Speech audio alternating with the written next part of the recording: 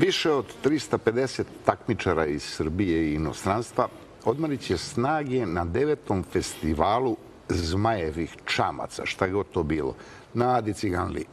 Da li su trke već počele, Danijela, i odakle nam sve stižu takmičari?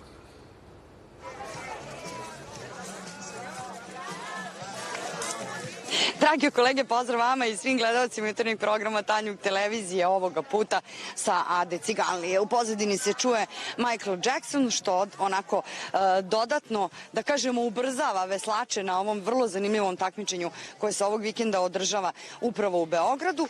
Dva su takmičenja značajna na programu. Jedno je internacionalni festival, a drugo je Eurocup. I evo, pitaćemo Anu Duduković, ona je generalni sekretar Dragon Boat Saveza Srbije, odakle su sve stigli takmičari u Beograd i jeste li očekivali ovako veliki broj? Više od 350 njih je došlo.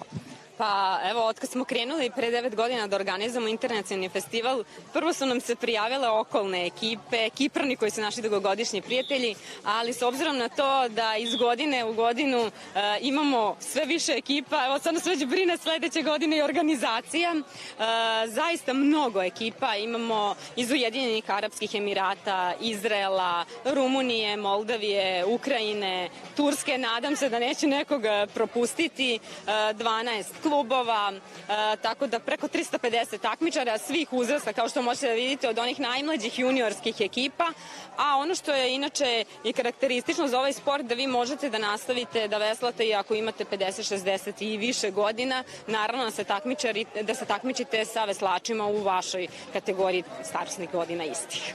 Kako se kotiraju takmičari iz Srbije u Evropi?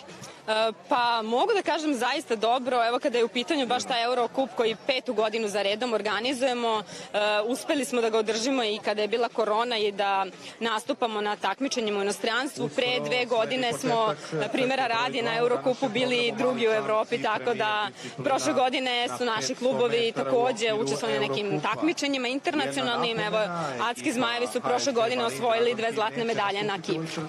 Lepo, jel možeš da nam kažeš, ovo takmičenje se zove ili trka zmajevih čamaca. Šta je ono po čemu su ovi čamci karakteristični? Retko imamo priliku da čujemo, a i vidimo dobošara na čamcu. Tako je, pa evo možda je najkarakterističniji njihov izgled. Upravo na početku čamca je glava zmaja, na kraju čamca je rep zmaja. Na trupu zmaja sede veslači koji drže vesla i ta vesla koja drže upravo simbolizuju kandže zmaja. Dobošar koji sedi na početku čamca i udara palicom u bubanj, on u stvari sinhronizuje veslača u čamcu, jer u momentu kada on udari palicom u doboš, svi veslači treba da zabodu veslo u vodu, a inače to udaranje palicom i ti zvuci koji se čuju simbolizuju otkucaje srca zmaja. Na kraju čamca imamo takođe i kormilara koji upravlja čamcem i u principu tokom trke kormilar izdaje komande, bubnjar prati njegove komande i daje tempo veslačima, tako da svi moraju da slušaju i da budu sinhronizovani i to je ono na čemu je akcenat, jer su dolazile neke ekipe koje izgledaju ovako fizički spremnije, ali ako ne veslaju svi kao jedan, ne može da se dođe do medalje.